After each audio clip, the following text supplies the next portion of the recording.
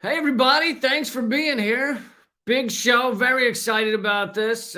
Please, everyone, click subscribe, click thumbs up, leave a comment, all of that good stuff. I have an incredible guest for you today, someone that I really look up to as just an impressive human being on so many fronts.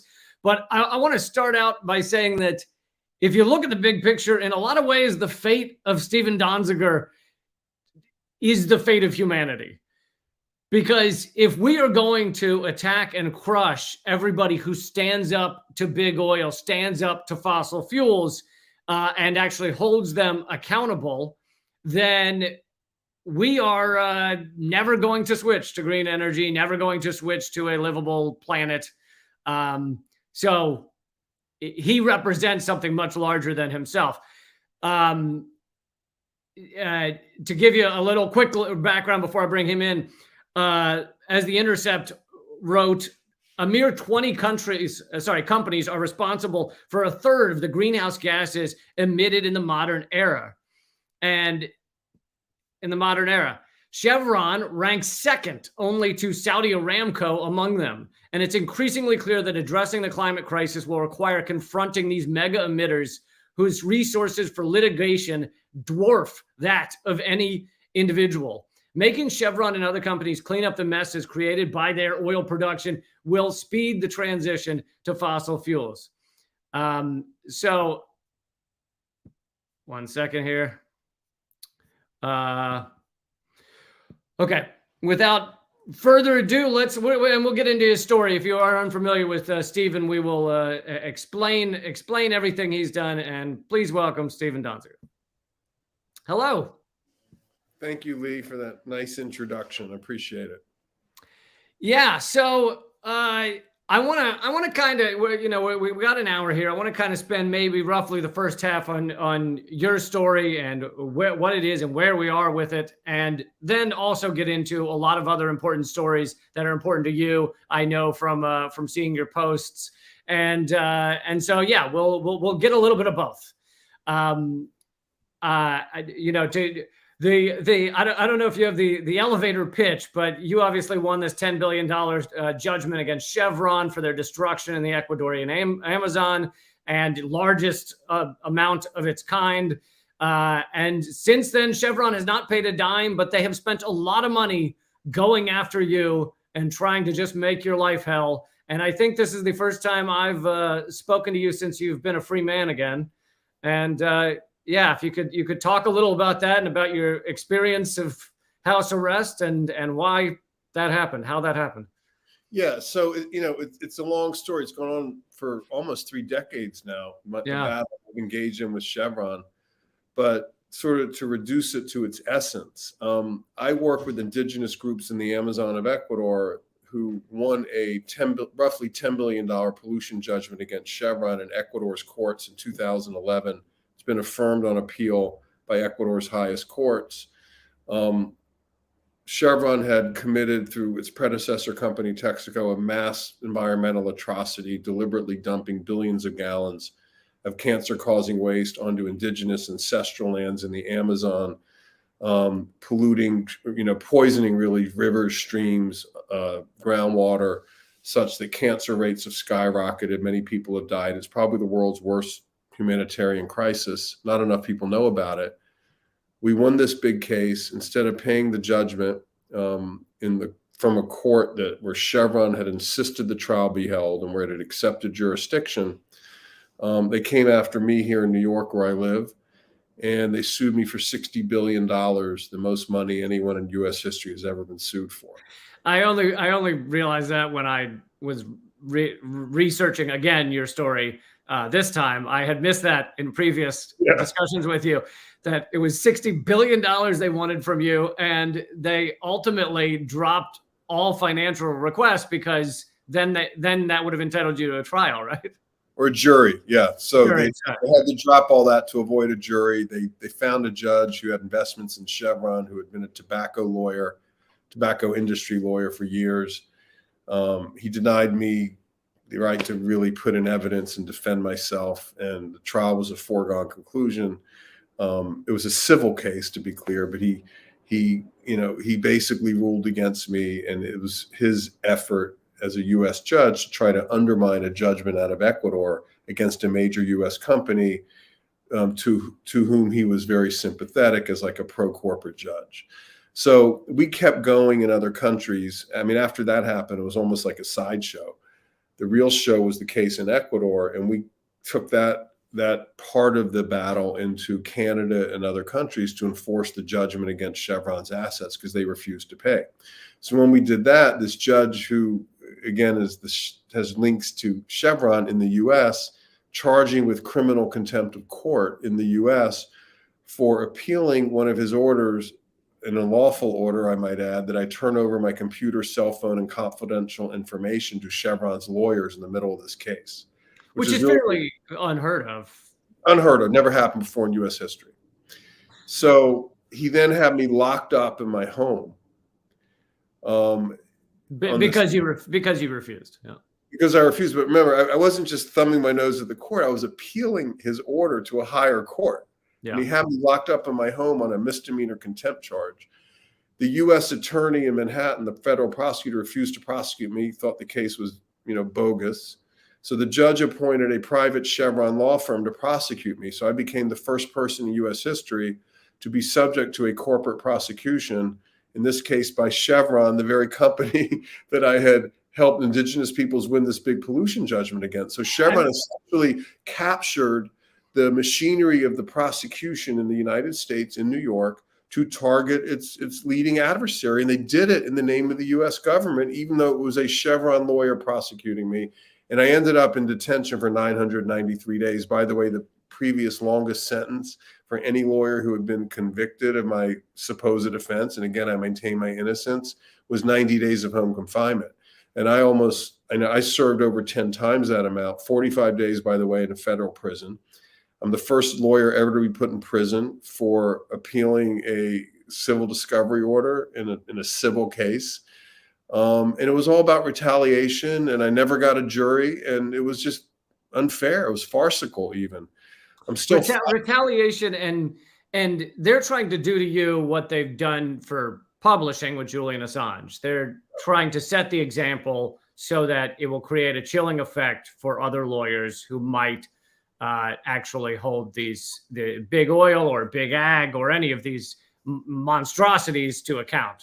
That's exactly right. You see this happening to a lot of people more and more as corporations try to get more and more control of our society and our political system.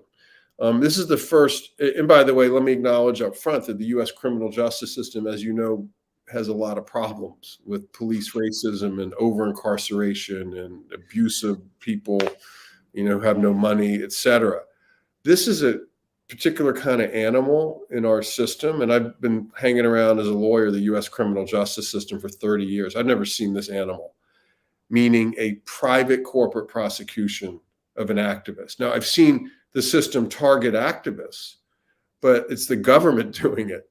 I mean, right. This was a corporation using the government to do it. And to me, it's a new sort of dimension to the fossil fuel industry playbook, along with several others that are very disturbing, that they are using to try to criminalize activism and intimidate people into not holding them accountable for their planet destroying practices. And they're trying to weaponize what happened to me and use it out there in the world so people get scared to do the work. I mean, I would argue it's not working. If anything, it's backfiring because people, first of all, I'm strong and I'm good.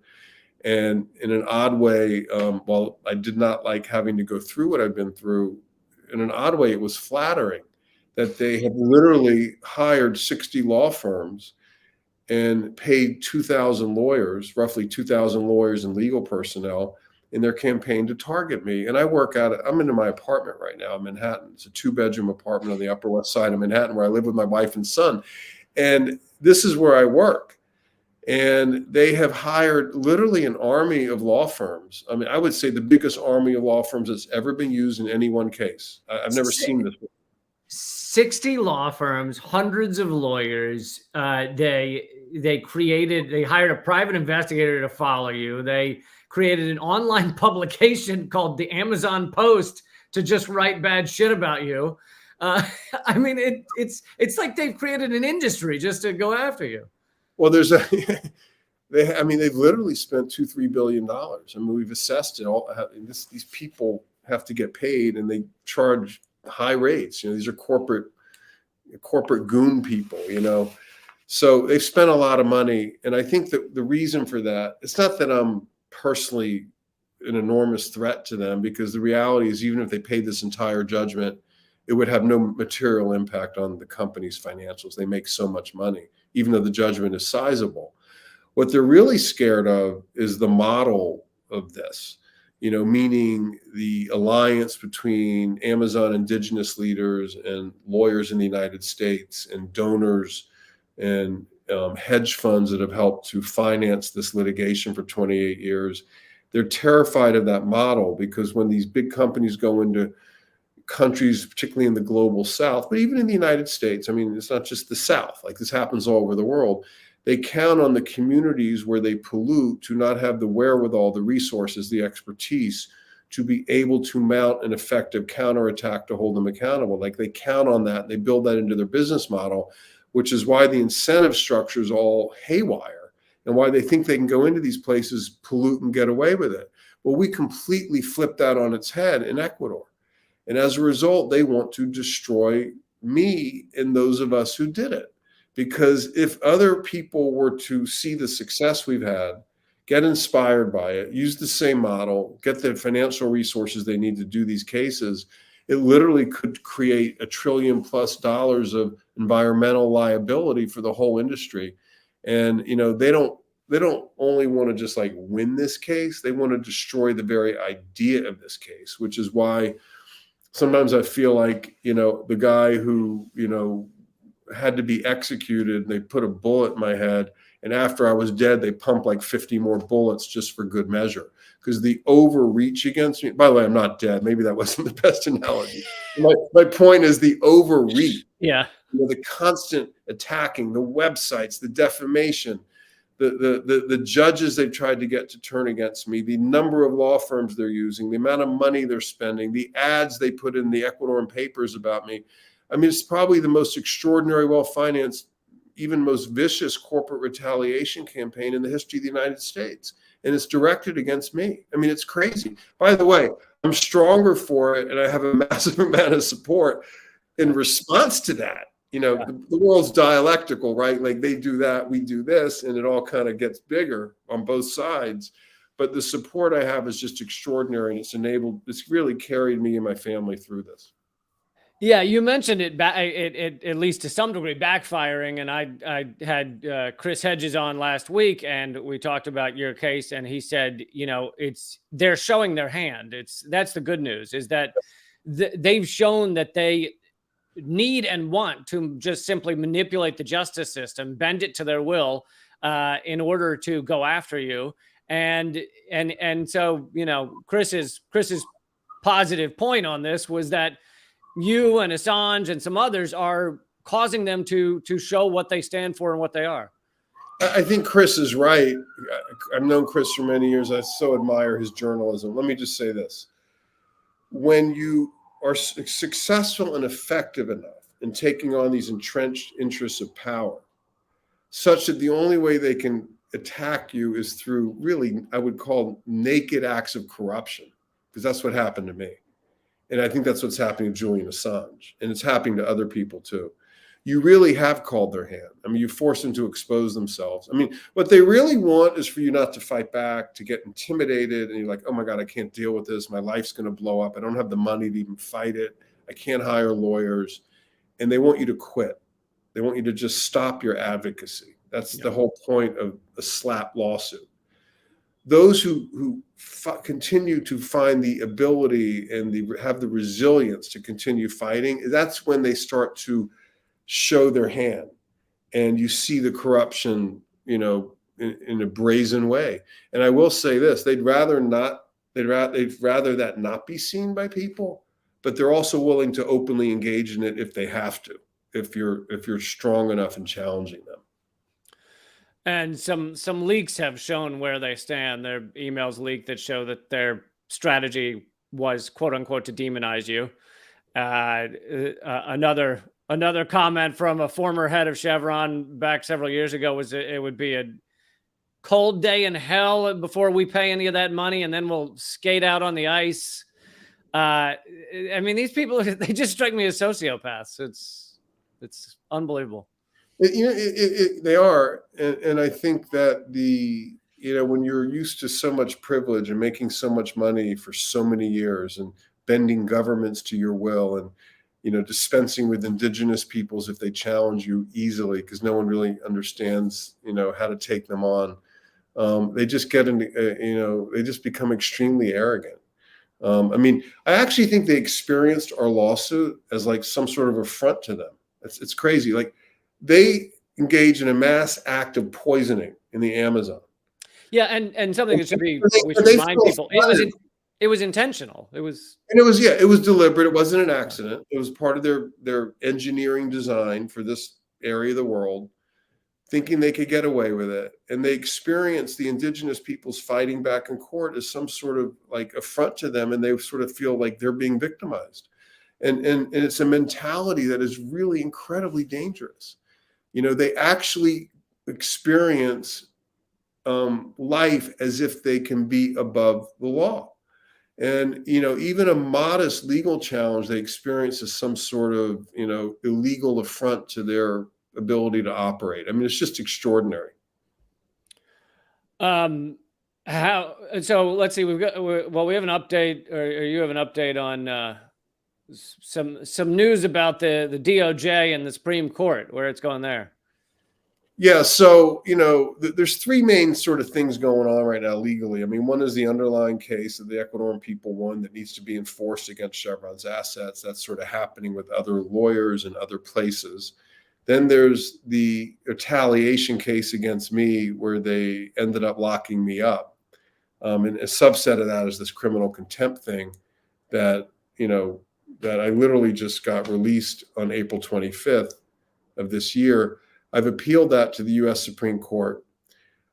Despite the obvious proclivities politically of this court, I actually think I have a chance because, the whole Federalist Society view of jurisprudence takes extreme offense at the idea of a judge prosecuting somebody. I mean, in our separation of powers system in the United States, it's the executive branch that prosecutes, not the judicial branch. Right. And in my case, for the first time, the judge appointed the prosecutor, essentially ran the prosecution. So he was like the judge and the prosecutor and the jury, because I had no jury. And I think that's offensive to anyone who believes in the rule of law, no matter what your politics. And I think I actually do have a chance with the Supreme Court. I'm not banking on it, but I generally try to fight everything because, as Chris Hedges said, like, you got to keep fighting so they keep showing their hand. Yeah. And I'm just going to keep moving and pushing and try to make the law, act like it's purports to act, like, to be fair, even though I know it often isn't, and certainly has not been to me. I'm still going to try because it really does accomplish a lot in terms of testing the system and really making the system deal with itself. So we'll see what happens, but it's still alive. I will say this, Lee, very important. Mm-hmm. I'm not really free. I want people to understand that. What do I mean? I don't have the ankle bracelet. I can walk in and out of my apartment at will, finally, but I don't have my passport. They denied me my right to travel out of the country, which means I can't really do my human rights work in Ecuador and elsewhere. They took away my law license. I can't practice my profession. And I had no bank account because they took all my money during this whole fight. How did they justify taking your bank account? Yeah, I have no bank account because they got Judge Kaplan, even though they didn't give me a jury, to impose literally millions of dollars of costs on me to pay them for their legal fees they used to persecute me in this racketeering case. So, I don't have any money anymore. I have a defense fund, by the way, and I would urge people to go to our website, freedonziger.com, and help if you can. But the defense fund pays in part for my, household expenses for me, my wife, and my son. My wife works, but it's a pretty modest salary. So we need the fund to live, and we also need the fund to pay some of the lawyers who are helping me deal with various issues related to what they're doing.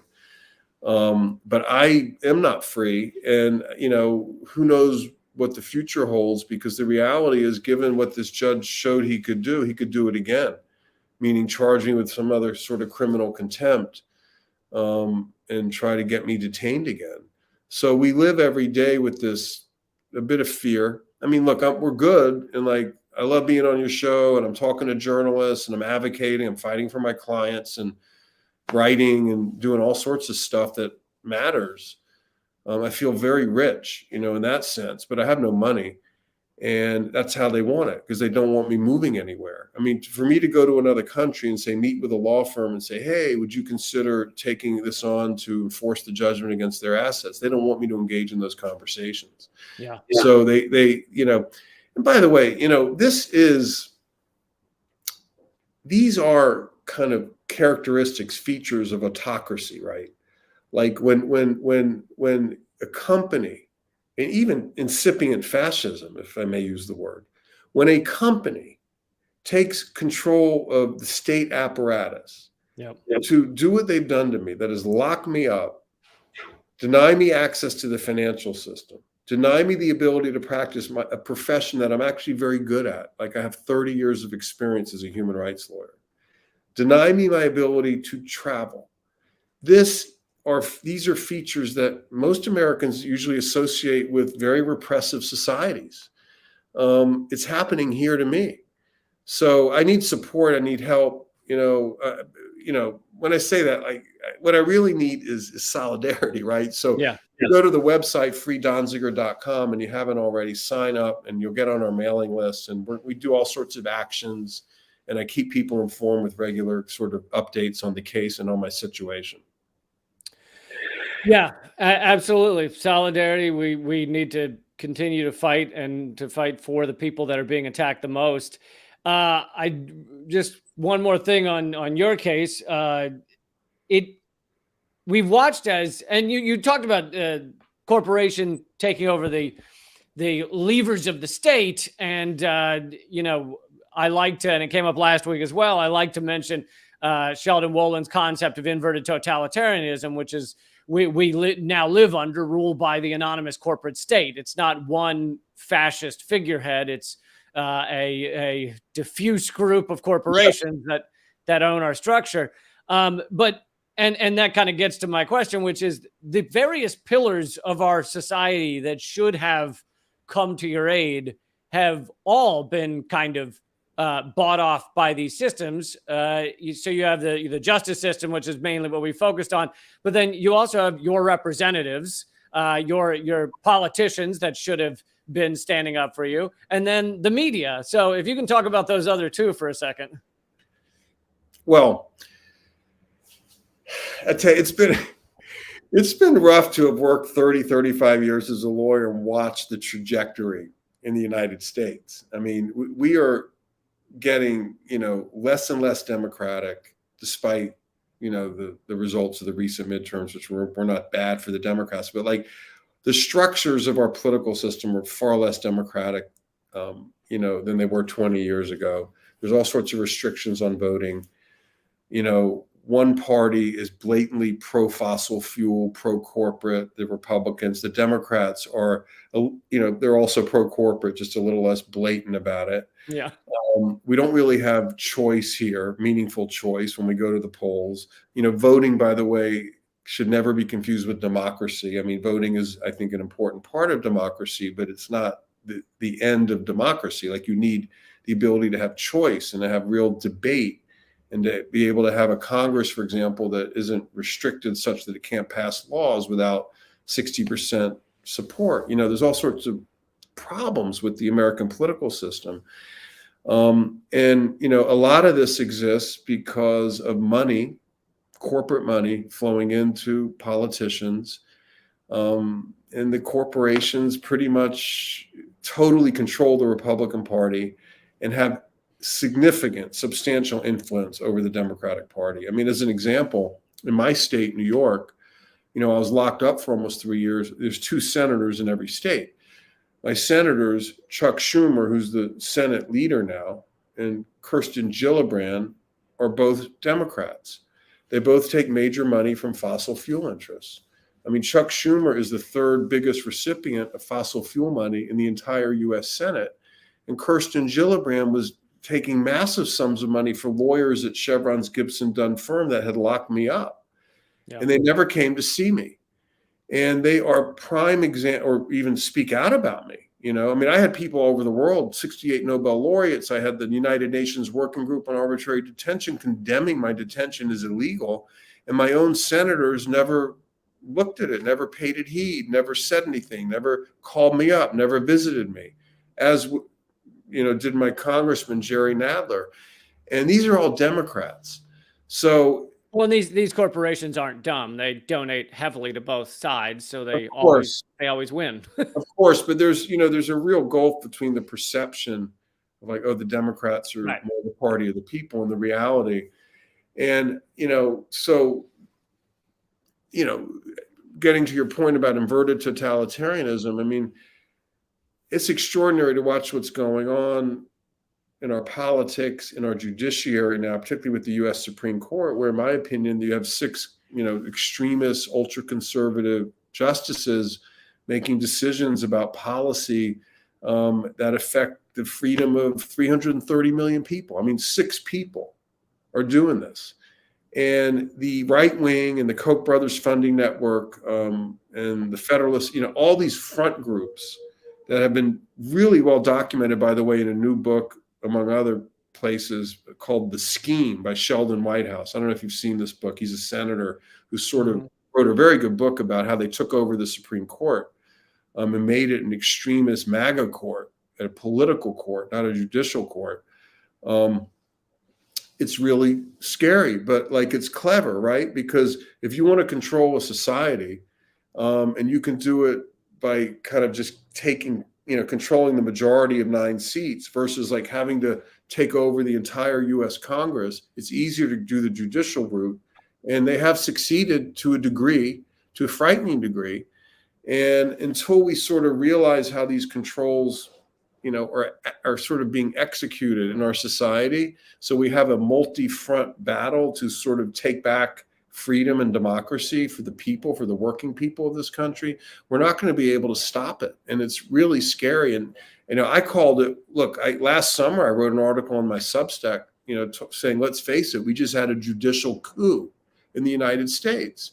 And it's a coup where there's been a corporatist right-wing takeover of our government and to a large degree over our society without a shot being fired, without a tank in the street, without anyone obviously being killed. I mean, but and with a super high degree of false consciousness, where people actually don't experience what happened as what it is, which is a coup, where this small minority has essentially taken so much control of our government that key decisions are being made in a completely anti-democratic fashion. I don't want to overly simplify it because it's complicated, right? I mean, there's elements, democracy, autocracy, fascism, and there's these competing power centers. And it's up in the air how it plays out, week to week, month to month, year to year. We have to keep fighting. And we do have power, meaning Democrats, people who believe in justice. We have a lot of power, but we have to be really smart about what they're doing. And we have to sort of diagnose the problem and then come up with strategies to deal with it. Yeah, and then just to throw in here real quick, the mainstream media has, other than I think 1 or 2 articles, given you almost no coverage. And your home city newspaper, the New York Times, not sure if people have heard of it, it basically ignored you until the day, the one small article the day you got out, right? Yeah, I mean, the New York Times newsroom is literally a 30-minute walk from where I'm sitting. Okay, that you can walk there in 30 minutes. The subway is about 10 minutes.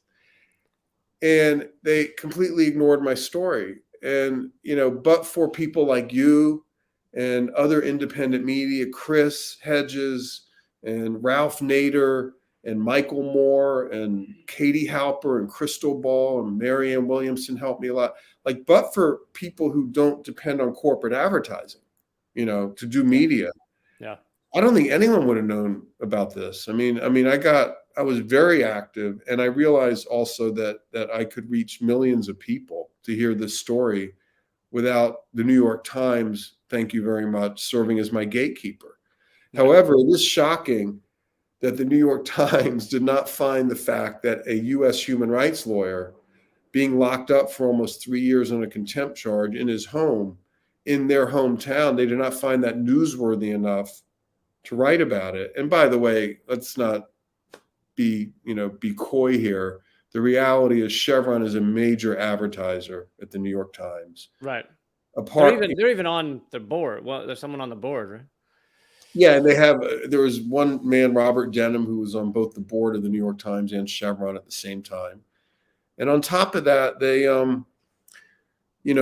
use the Gibson Dunn law firm that I referenced earlier as their outside law firm to deal with media issues. So the New York Times uses literally the same lawyer, Ted Boutros, that Chevron was using to get me detained. Speaking of Gibson Dunn, that gives me a good segue to another story I wanted to address, which is happening this week. And last week is the, let's see if I can pull up, just take me a second, your tweet about it, which it's happening in the Supreme Court right now. That's the law firm being used to try and gut indigenous rights. Let's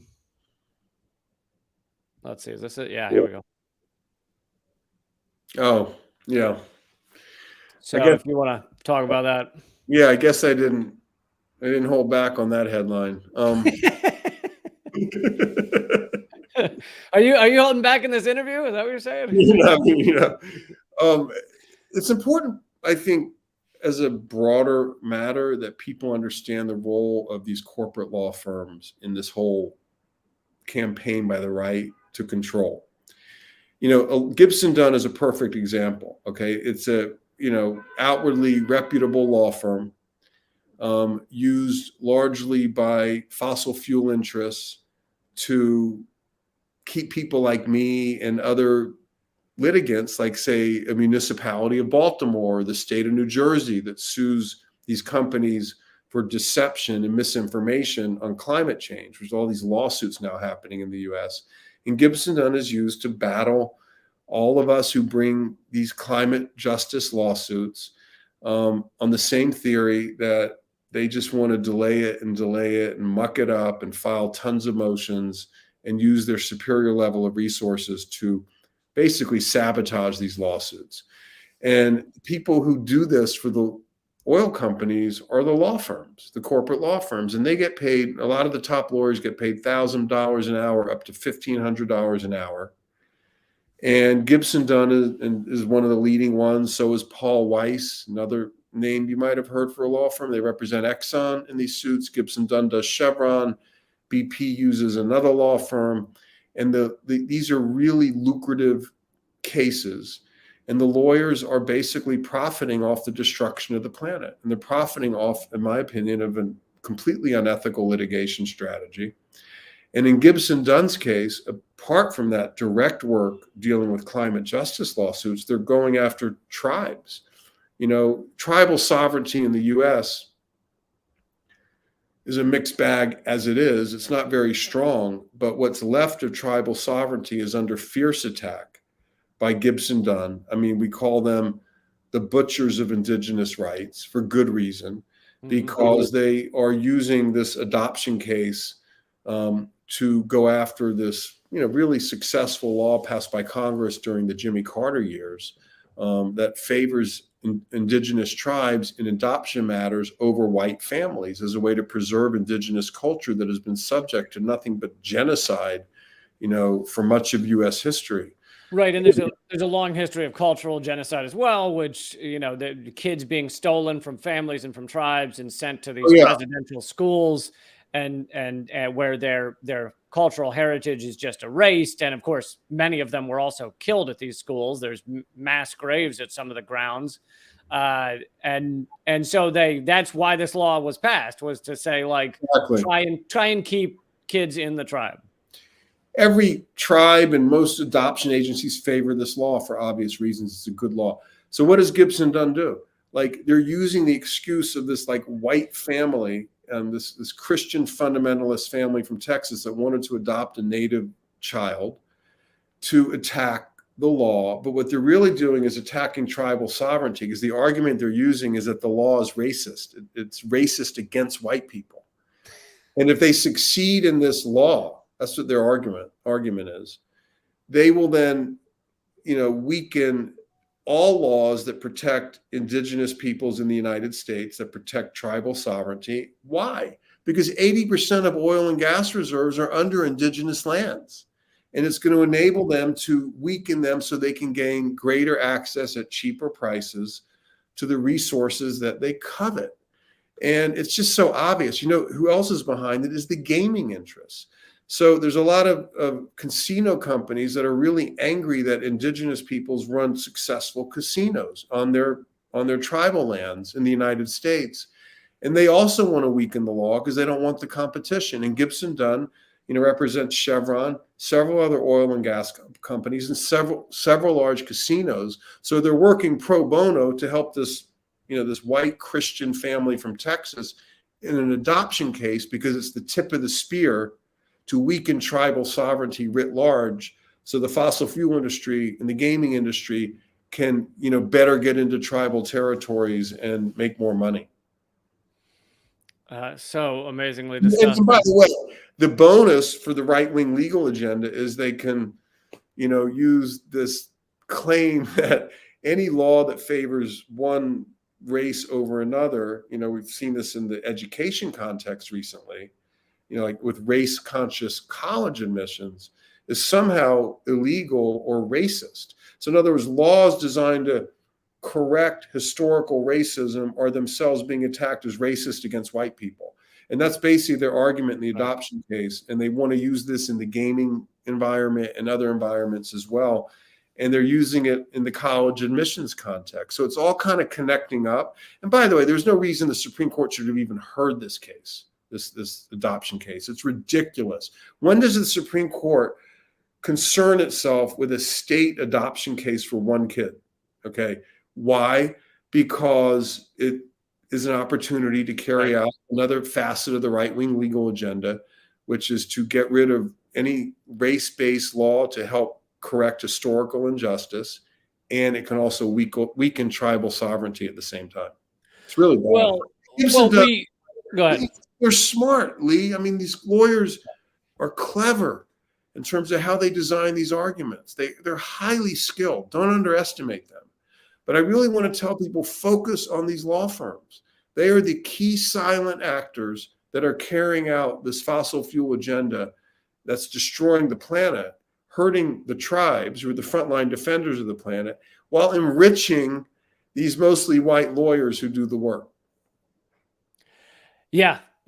And it's amazing how long these oil companies have managed to get away with lying about climate change. They've known, DeSmog did some great investigation, and there's documents showing they knew as early as 1959 that there would be climate change. By the 60s, they had estimates on how much the degrees would be rising, and they were accurate. By the 70s, they told the president about it and everything. It's amazing how long they've known that this was our future, that they were destroying our future. And then they actively decided to pretend it wasn't happening and to go after anyone who says climate change was happening. So, yeah.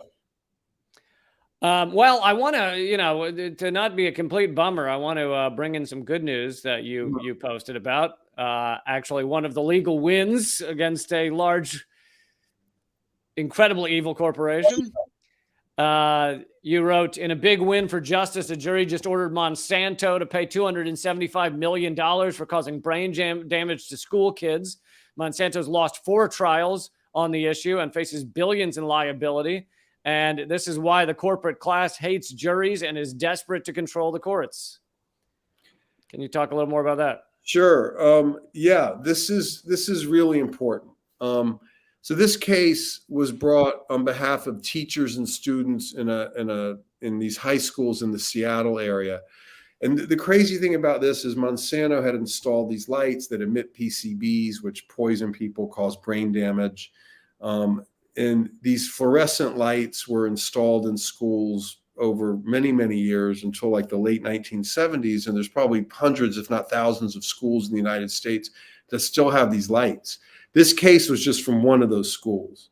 Really? So Monsanto really faces an existential crisis. By the way, they're now owned by Bayer, but like the amount of liability they have is, more than the value of the company potentially. This is a big victory, and it's why they hate juries. I mean, it's why Chevron manipulated the system so I wouldn't get a jury. Juries in the United States legal system, really, most of them, if they're impartial, they have a feeling for who's right and who's wrong. Like, people are not stupid, okay?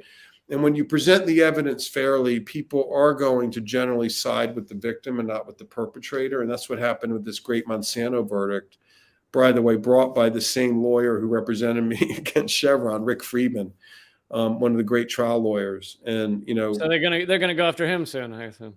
Yeah. I don't know if they're going to be successful because he lives in Seattle, and they really needed the particular judge they got, I think, in New York to carry this out against me. But that's a very big victory, and it shows the power of justice when the justice system can work properly. It really can lead to lots of corporate accountability.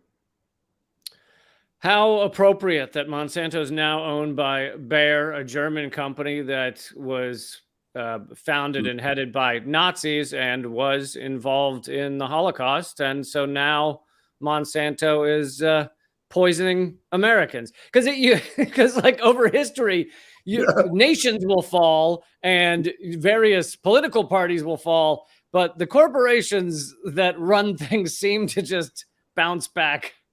Yeah.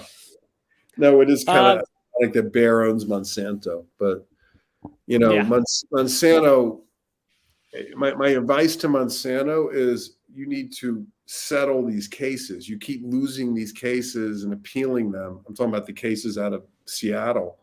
There's been 4 trials already, and there's going to be a lot more because they just won't deal with the problem. Meantime, their liability keeps going up, and people can't get a recovery for the harm they cause. So, it's always good to see these court victories. I mean, we had one, but as I said, Chevron won't pay. So, just like Rick Friedman in the Monsanto case has to keep going and keep battling this out to force them to pay, we have to do the same thing on the Ecuador case. These companies never go down quietly. Yeah. I wanted to get into some of the other political prisoners you've been supporting. We mentioned Assange, but also I saw you at a protest for Leonard Peltier. You are now part of a small club of, I hope it's relatively small, club of political prisoners within the U.S. right now, along with Mumia Abu-Jamal and some others. Could you just talk about that for a minute?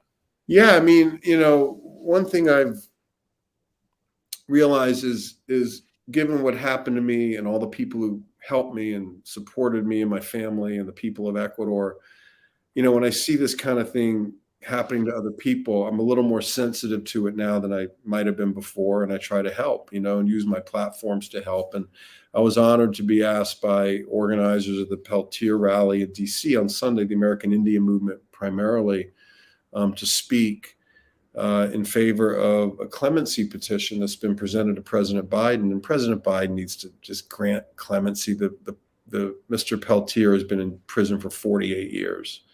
Arguably for a crime he didn't commit. That's not just me saying it. Kevin Sharp, who's a former U.S. federal judge who represents him, has investigated this thing from front to back. And there is strong evidence that Leonard Peltier was framed by the FBI, and he's been in prison for 48 years. It's a shame and really a tragedy that President Obama did not grant him clemency when he could have. There was a petition there. So now he's represented by a federal judge, and he needs to be let out. He doesn't have many years left. He's 77 years old. But again, we see this time and time again, right? This sort of overkill. He's an example. Julian Assange is an example. I'm an example. I mean, they accuse me of appealing a civil discovery order. And for that, I got almost 3 years in prison because of the nature of this case. So, there are all these overreaches that are taking place, and I'm going to do all I can to keep talking about not only my situation, but the situation of others, including Julian's. By the way, I met Julian Assange's brother the other day. We had lunch here in New York. I think his name is Gabriel Shifton. Yeah, Shipton. Shifton. And what a lovely. I just did an event with Assange's father, John Shipton. Yeah. So, this is a small community that I think is connecting with each other and, understanding how this all connects, because these aren't isolated incidents. This is a method that the system and corporations and, elements of the U.S. state employ to try to silence those of us who do this kind of advocacy. So we need to understand what it is. These are not isolated cases. Right now we got COP27 going on, which has created just immense change over its 27 years. Every time one of these takes place, everything changes, and thank goodness for that. How much hope should we put in any of these COPs actually mattering? Or I mean, I don't know. It's hilarious to me that they continue to get together and act like it matters. But yeah, I mean, it's frustrating to watch. All I'll say is to deal with the climate crisis, we need, all hands on deck. Every mechanism out there needs to be utilized. And this is a mechanism where these leaders can get together and communicate about this issue and at least act like they care for a few days. I think the real action has to take place in the streets, and it is in Egypt. And, Peter Kalmus, this great climate scientist, just staged a protest at 12 private airports around the United States because of the footprint of private jet travel. There's all sorts of things happening at the activist level that I think are extremely important, because without that, these meetings would never feel enough pressure to actually discuss, much less enact meaningful change, including, for example, the need for climate reparations, loss and damage, which the under-resourced countries of the world are really suffering the impacts of climate, and they have to bear the cost, even though we in the North cause 98% of the problem. So there's a ton of issues like this that are going to require, even greater degrees of citizen mobilization. So these changes take place, and they take place fast enough. I mean, we're really running out of time. Yeah, Peter Kalmus is an interesting, and I think an interesting story, and it tells a lot about where things are headed, because he is a NASA climate scientist who didn't consider himself an activist in any way, had never really been to a protest, had certainly never been arrested, and then essentially this year, and I guess starting last year, has become very active in this and has been arrested multiple times. One of them for chaining himself to the banks that are funding these pipelines and these oil projects. And it shows how, the people that don't view themselves as activists, that don't view themselves as, I'm not the type of person that gets arrested or would be on the wrong side of the law. It's time for even those people to get active and to get involved in this. There's just, because there's not a lot of time left. Yeah, I know. And it's look, if we don't deal with that problem first and foremost, a lot of these other issues that we all care about are not going to be as relevant, right? So, we need to connect it all up and really put, I think, a little more attention on the climate issue and support the indigenous groups who are the real defenders of the planet, particularly down in the Amazon, the lungs of the planet, and these people need to be protected. Instead, a lot of the activists are being murdered. I mean, 300 people a year around the world who do environmental activism get murdered, according to Global Witness. The equivalent of what happened to me in a place like Honduras and other countries is you end up getting killed. And so you have the very people who are doing the most to protect the planet suffering the greatest attacks. That's not by accident. we need to protect those who protect us. I wanted to, again, give people a little positive note here.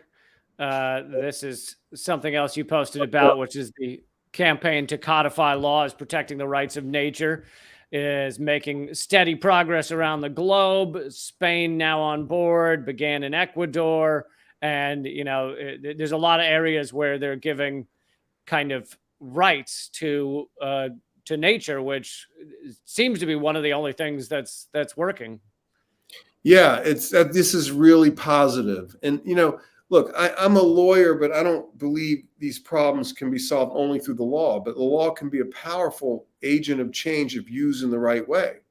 And this is an example of that, giving rights of nature to nature such that you can bring lawsuits on behalf of nature, on behalf of, forest and various, rivers and stuff to protect biodiversity. Is really important, and it exists in more and more countries now.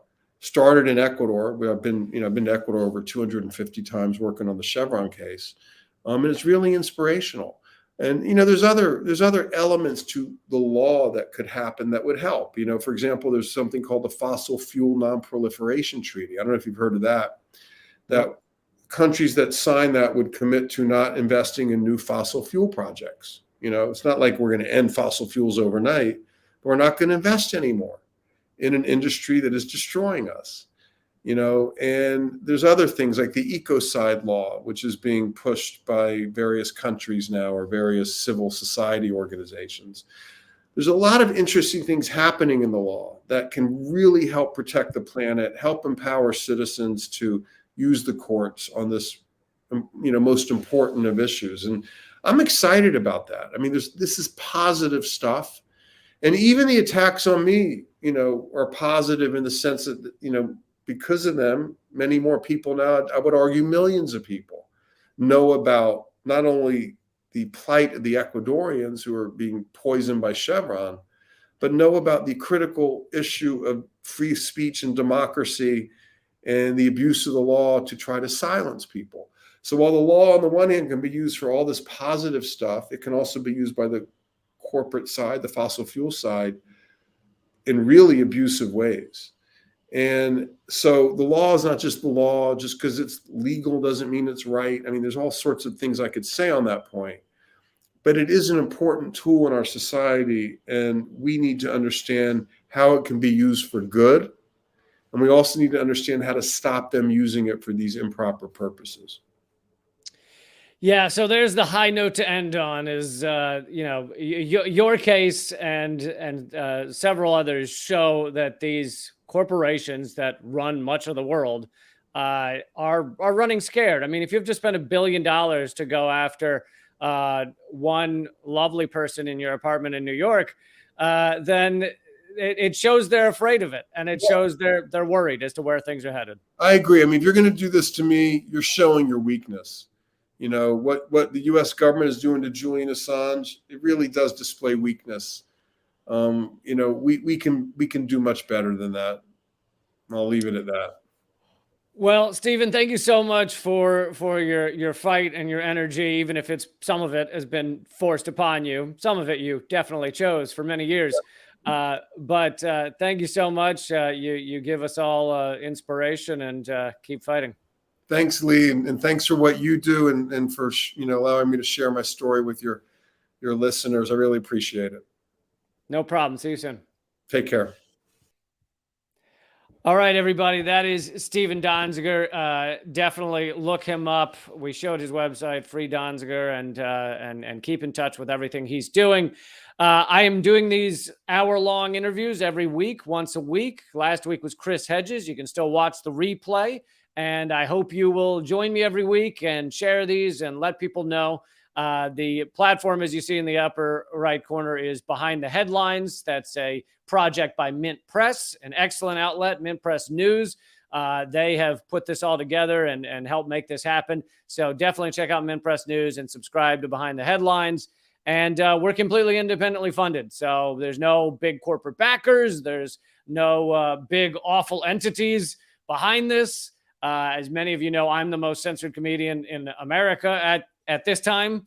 TV show canceled by U.S. sanctions, YouTube channel banned around the world, thousands of videos deleted by YouTube, podcast deleted by Spotify. And so completely independent now. And it's up to you guys to make sure this work by me, but also by Mint Press, by Behind the Headlines, to keep it going. Please make sure you share it, tell people about it, and become a member on Patreon, patreon.com/Behind the Headlines. And I will see you next week when I will be talking with, I believe it's actually 2 separate interviews, Scott Ritter, who a lot of people have requested I speak to him again, and Alan McLeod, an amazing journalist who also works for Mint Press. And I will see you then next week. Keep fighting.